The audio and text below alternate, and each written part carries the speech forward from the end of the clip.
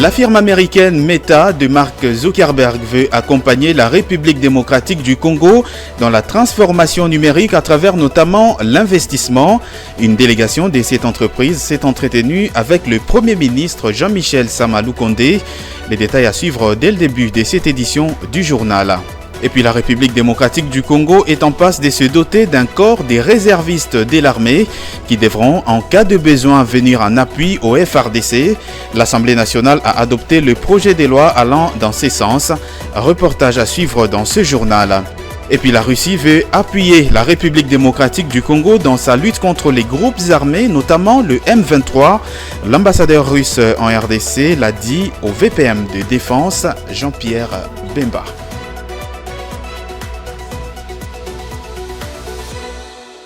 Voilà tout pour les titres de cette édition du journal. Bienvenue à toutes et à tous. La firme américaine Meta, maison mère des entreprises telles que Facebook, Instagram ou encore WhatsApp, veut accompagner la République démocratique du Congo dans l'amélioration de son espace numérique. Une délégation de cette firme s'est entretenue avec le Premier ministre Jean-Michel Sama Lukonde et a exprimé sa volonté de contribuer à la transformation numérique de la RDC à travers notamment les investissements. Regardez. Le Premier ministre Jean-Michel Sama Lukonde a reçu ce mercredi 19 avril 2023 une délégation des Meta, connue précédemment sous l'appellation de Facebook, conduite par sa directrice des politiques publiques pour l'Afrique, Madame Balkissa Idé-Sido, avec à ses côtés Tis Kazad, responsable des politiques publiques en Afrique francophone.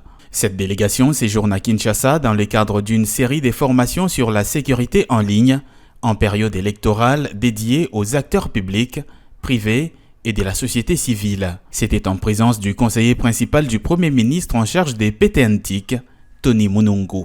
Auprès du Premier ministre Jean-Michel Sama Lukonde, Meta est venu exprimer sa volonté de contribuer à la transformation numérique de la République démocratique du Congo à travers le renforcement des capacités et les investissements pour améliorer la connectivité Internet et le développement du métaverse. Au cours des échanges avec le chef du gouvernement de la République démocratique du Congo, la délégation de Meta a souligné son rôle important dans la sécurisation des plateformes numériques en période électorale.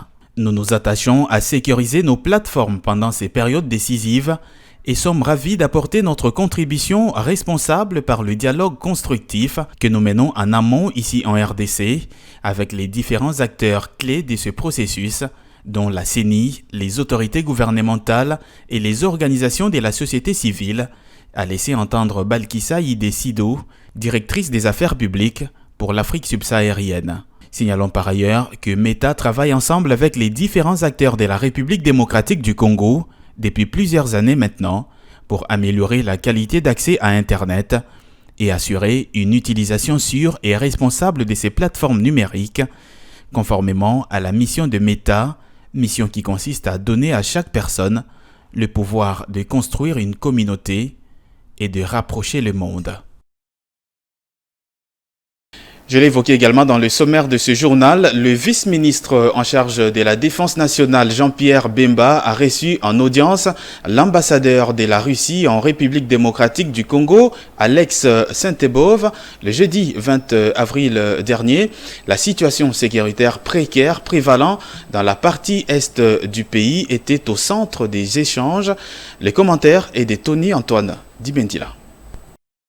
Cette visite de l'ambassadeur de la Fédération russe en RDC, Alex Saint-Ebov, rendue au vice-premier ministre en charge de la Défense nationale, Jean-Pierre Bemba, traduit la volonté de la Russie d'accompagner la République démocratique du Congo dans sa lutte contre le terrorisme qui s'est installé dans la partie est du pays, à travers notamment le M23, soutenu par les Rwandais.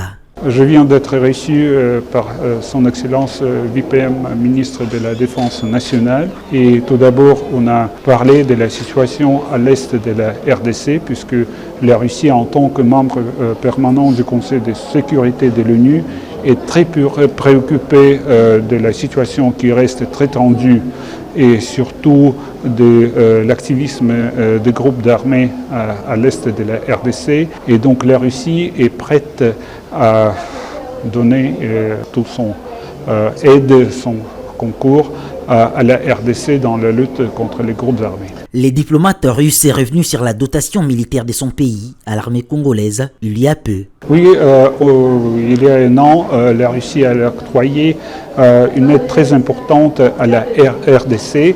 Il s'agit d'un lot très important de l'arme et de la munition qui est utilisé actuellement par les RDC à l'Est et surtout dans le combat contre les groupes armés. Cette préoccupation de la Russie sur la situation sécuritaire dans la partie est de la RDC était au cœur des échanges entre les présidents congolais Félix Tshisekedi et son homologue russe Vladimir Poutine lors d'une rencontre tenue à Sochi il y a de cela plus de 3 ans.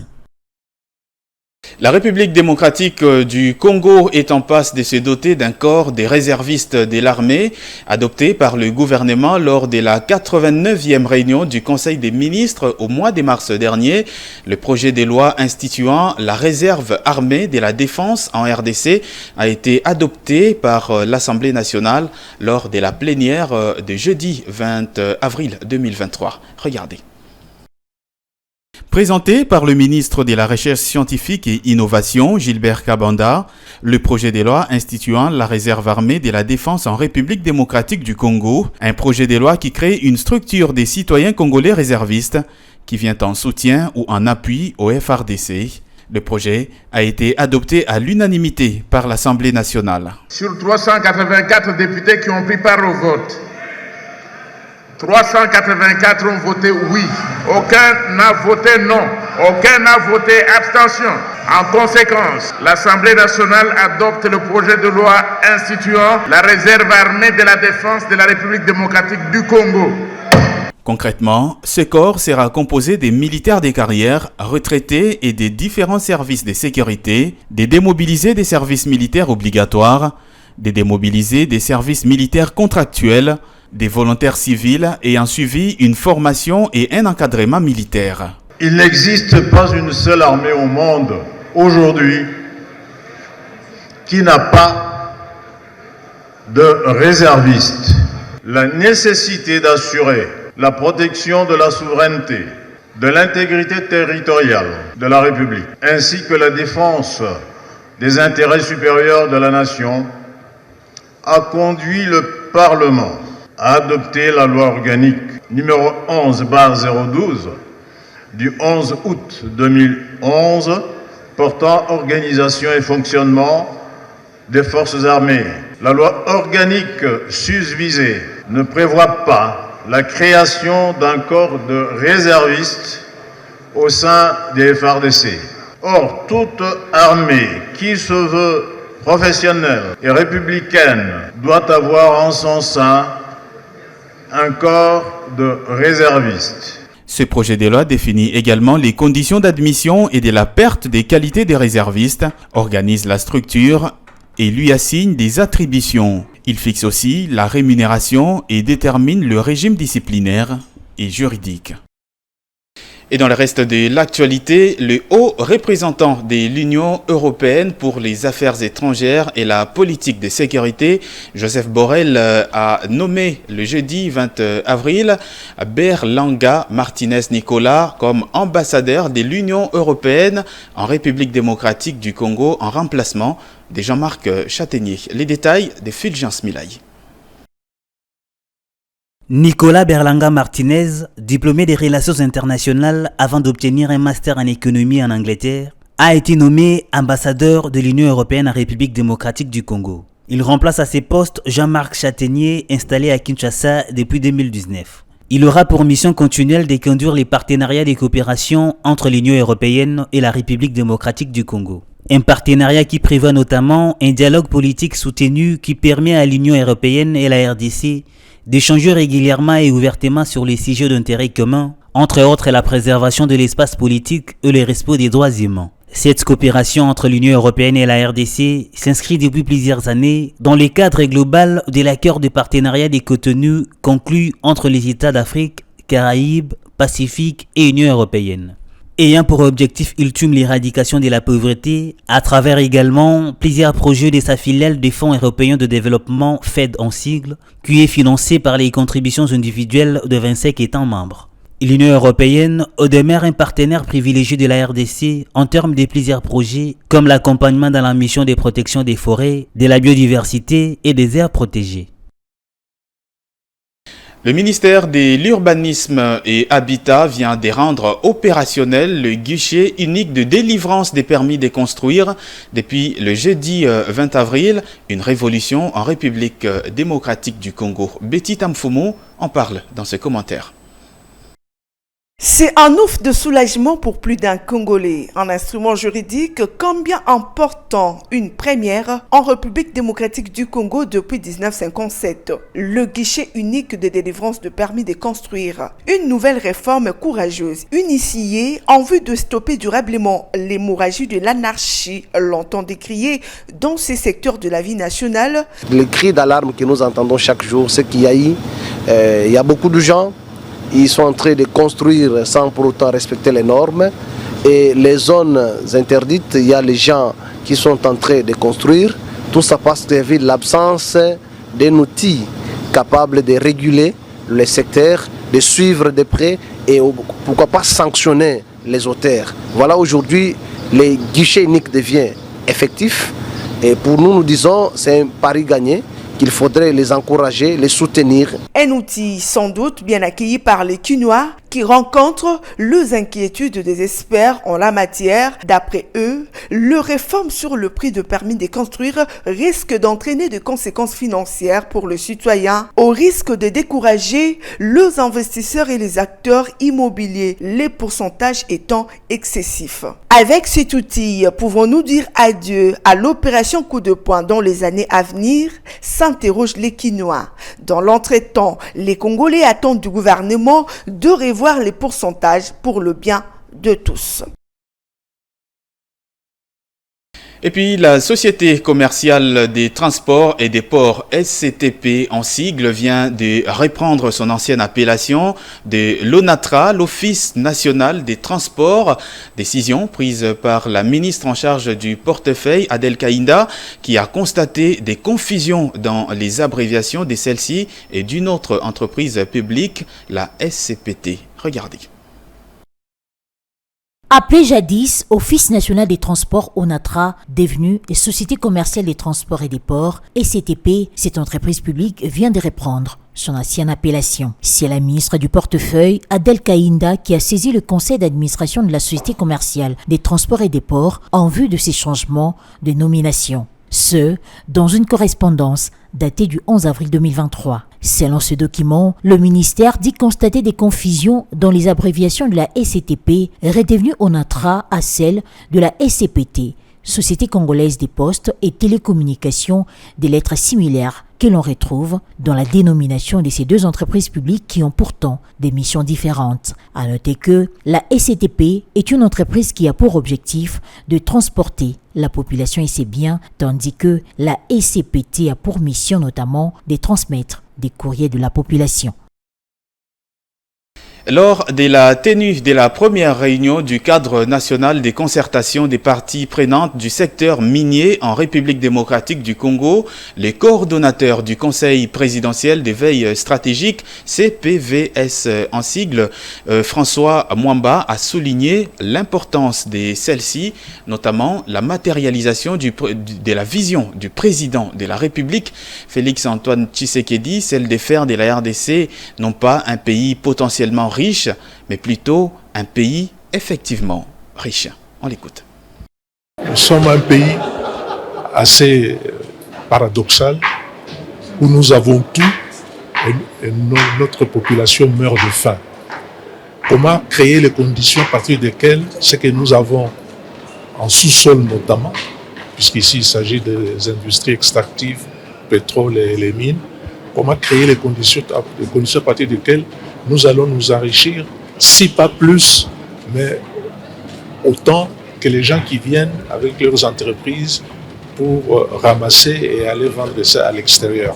Donc, c'est pour tordre le cou à ce paradoxe que le chef de l'État a initié donc, cette démarche qui consiste à faire en sorte que par la concertation, par l'implication de tout le monde, tous les intervenants dans les secteurs des industries extractives, par l'échange et l'enrichissement des arguments, nous puissions effectivement sortir notre pays de ce paradoxe et faire de la République démocratique du Congo non pas un pays éternellement, potentiellement riche, mais un pays effectivement riche. Restons toujours dans ce même chapitre un peu plus tôt. Au cours de cette même rencontre du secteur minier, le chef des projets au CPVS est revenu sur les objectifs du programme intitulé « Initiative présidentielle pour la transparence et la gouvernance du secteur extractif » qui vise notamment à renforcer la responsabilité sociétale des entreprises minières en RDC. On l'écoute. Son Excellence, Monsieur le Président de la République, chef de l'État, Félix Antoine Tshisekedi Tshilombo, a pris cette initiative de confier la charge de la coordination de ce projet au Conseil présidentiel de veille stratégique.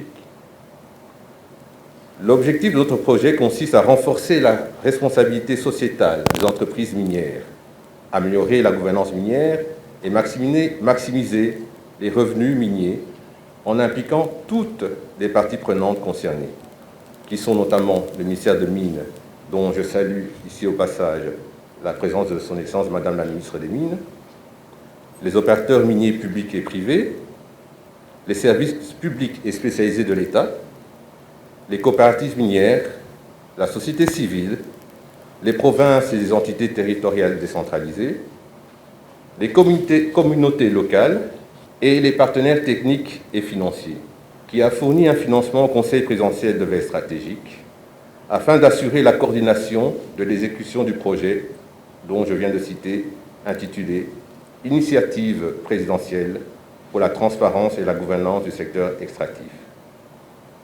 Le livre à l'ère du numérique est le principal thème de la 5e édition du Festival du livre et de la Bible, rencontre culturelle qui se poursuit à la place royale ici à Kinshasa avec notamment comme objectif la promotion de la culture. Ce vendredi sur le lieu, nos reporters ont fait le tour des expositions. Un reportage de Tony Antoine Dibendila, Philo Chiloba et Pichunzita. En parallèle du thème principal, les questions liées à l'instruction et à l'apprentissage grâce au numérique, d'innovation et des technologies pour l'égalité des sexes sont développées à travers ces festivals culturels qui se veulent également un marché des ventes et d'exposition ou encore un cadre pouvant susciter les goûts de la lecture à toutes les générations et devant rendre les livres accessibles à tout le monde. Un cadre de culture qui place les livres autour de plusieurs activités festives et culturelles. Son coordonnateur Edel Moulumba souligne les autres particularités. Le Festival du livre et de la Bible est une initiative des éditions Mediapol et Pauline, qui sont deux institutions catholiques qui œuvrent dans la chaîne du livre depuis presque 70 ans aujourd'hui en République démocratique du Congo. Donc cette initiative est mise en place pour stimuler la jeunesse, surtout, bien sûr toute la population, à la lecture qui est un élément important pour le développement de l'homme et de la société tout entière. Aujourd'hui, avec l'implosion, je dirais, du numérique, le livre a subi des dégâts très énormes. Alors nous, en tant que protagonistes du secteur, nous nous sommes dit qu'il serait souhaitable que nous réfléchissions sur comment faire marcher les deux mondes ensemble. Donc les livres, l'imprimé bien sûr, et le numérique qui, à notre avis, doit marcher de pair. Mais nous demandons à la population de s'ouvrir davantage dans le monde des livres. Les livres, c'est une porte à la connaissance et c'est grâce aux écrits que nous existons. Donc tout ce que nous connaissons, nous les avons acquises par les livres. Par ailleurs, le Festival du livre de la Bible, organisé en partenariat avec les maisons d'édition Pauline et Mediaspol, veut promouvoir les bonnes pratiques dans le monde numérique et c'est pour un monde digital plus inclusif. Ouverture ce vendredi 21 avril 2023 à l'Académie des Beaux-Arts de Kinshasa d'un atelier de 48 heures, atelier autour du photojournalisme avec pour but de discuter avec les photographes amateurs et professionnels sur la construction et la reconstruction d'un projet photographique. Jonathan Bakele et Sélé Chamala étaient sur les lieux. Il était question dans ces travaux, entre autres, de s'informer sur la spécificité du photojournalisme, d'apprendre à décoder une photo, à mettre en évidence les fonctions de l'image photographique d'information, à favoriser une approche critique sur la manière dont une photo est produite et présentée.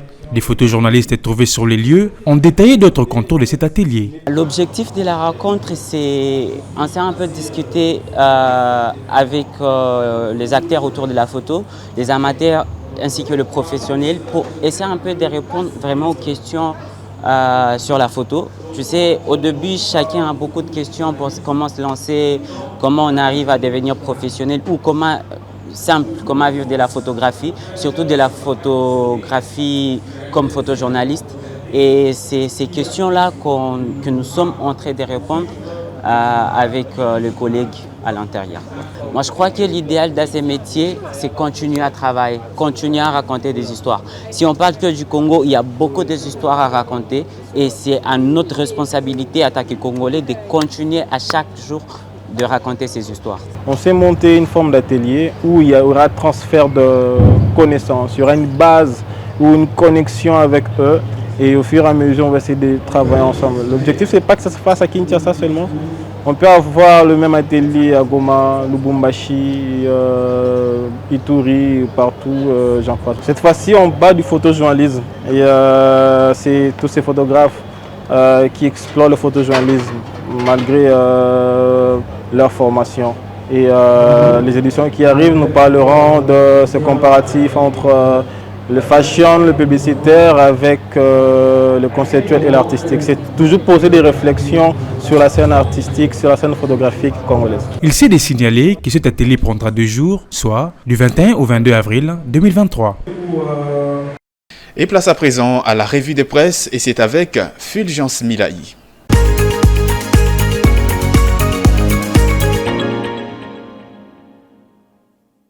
C'est l'heure de la revue de presse, messieurs et dames, bienvenue. Commençons avec EcoNews qui écrit dans sa page numéro 2 « Des recettes en chute libre de Gérald, un mauvais élève ». Depuis le début de cette année, les recettes publiques sont en chute, alors que les prévisions budgétaires de l'exercice en cours établissent un budget équilibré en recettes et en dépenses d'environ 16 milliards de dollars américains. Au niveau du gouvernement, le sujet est pris au sérieux, ce qui accroît la pression sur le ministre des Finances qui a en charge les 3 traditionnelles régies financières de la République démocratique du Congo, à savoir la DGI, la DGDA et la DGRAD.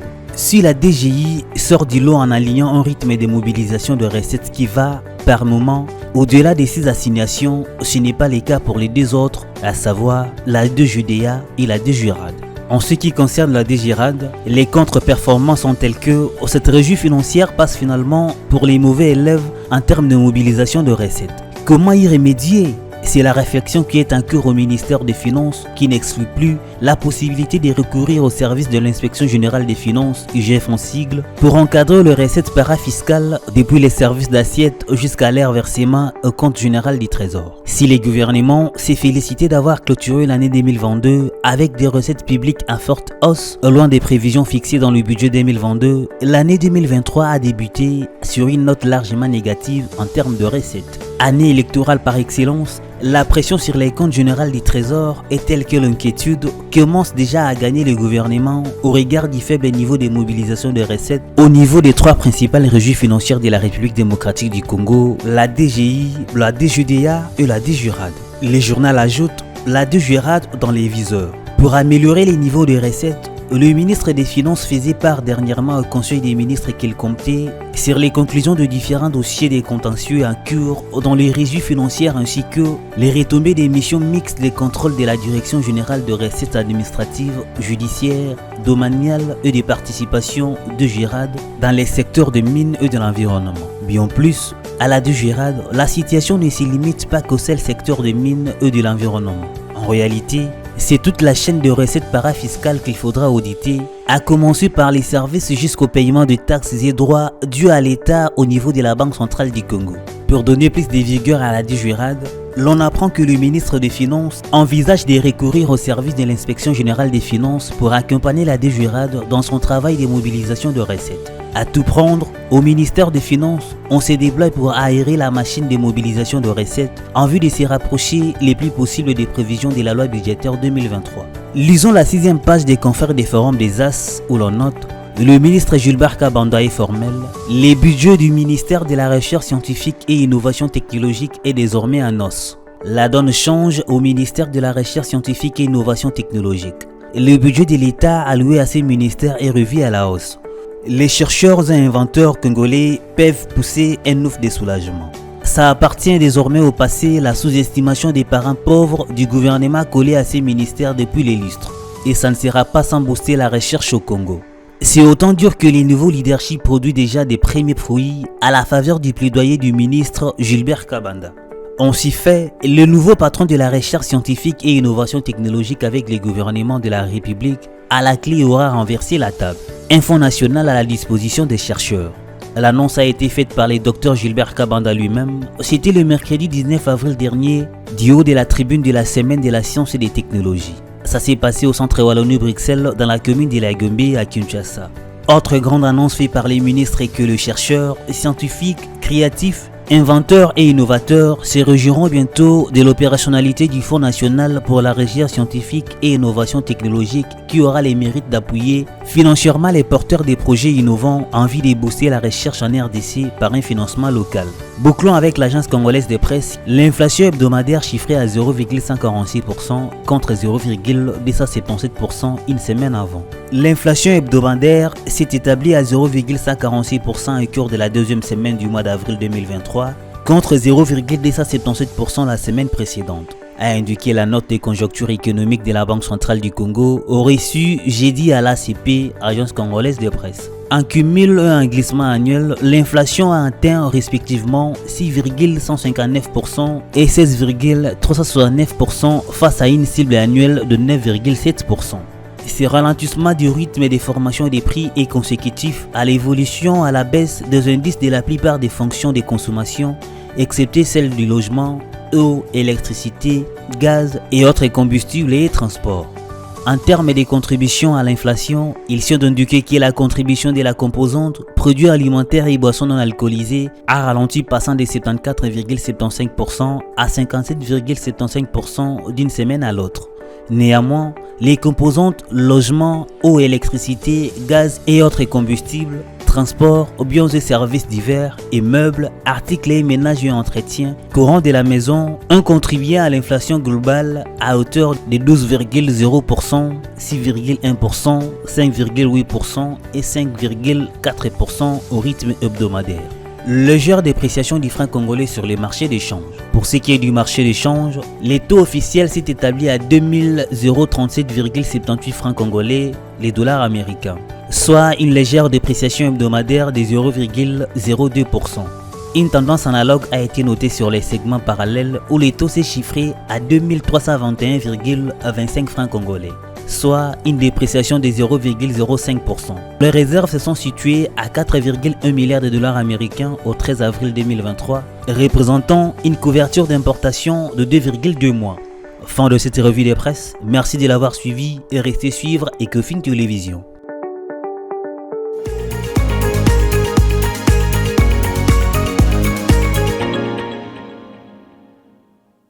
Et voici tout de suite le rappel des titres de cette édition du journal. La firme américaine Meta de Mark Zuckerberg veut accompagner la République démocratique du Congo dans la transformation numérique à travers notamment les investissements. Une délégation de cette entreprise s'est entretenue avec le Premier ministre congolais Jean-Michel Sama Lukonde. Et puis la République démocratique du Congo est en passe de se doter d'un corps des réservistes de l'armée, un corps qui devrait en cas de besoin venir en appui au FRDC. L'Assemblée nationale a adopté un projet de loi allant dans ce sens. Et puis la Russie veut appuyer la République démocratique du Congo dans la lutte contre les groupes armés, notamment le M23. L'ambassadeur russe en RDC l'a dit lors de sa rencontre avec le VPM en charge de la défense, Jean-Pierre Bemba.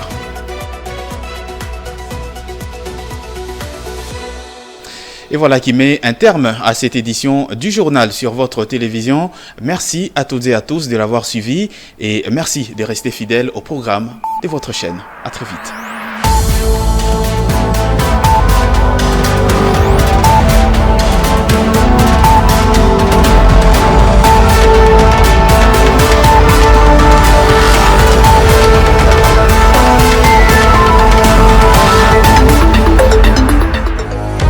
dans une sphère médiatique essentiellement tournée vers des contenus généralistes, où l'originalité n'a plus sa place au chapitre, où le secteur de l'économie et finance, pourtant poumon d'un État, sombre dans les oubliettes, voici enfin Ecofin Télévision.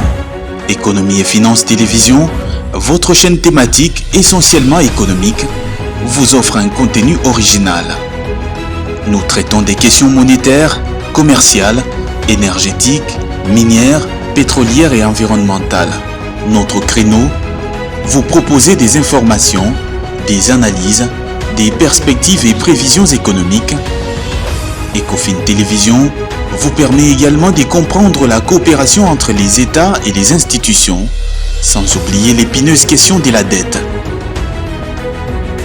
Ecofin Télévision, tout savoir sur les investissements, les échanges commerciaux, la balance commerciale et la balance des paiements, le taux d'échange, l'état des lieux de la lutte contre les détournements des finances publiques, la coopération bilatérale ou multilatérale. Ecofin Télévision vous explique comment l'économie nationale est directement liée à l'économie mondiale. Notre particularité fait notre originalité. C'est pourquoi nous disons Ecofin Télévision, mieux que savoir sur l'économie et finances, comprendre.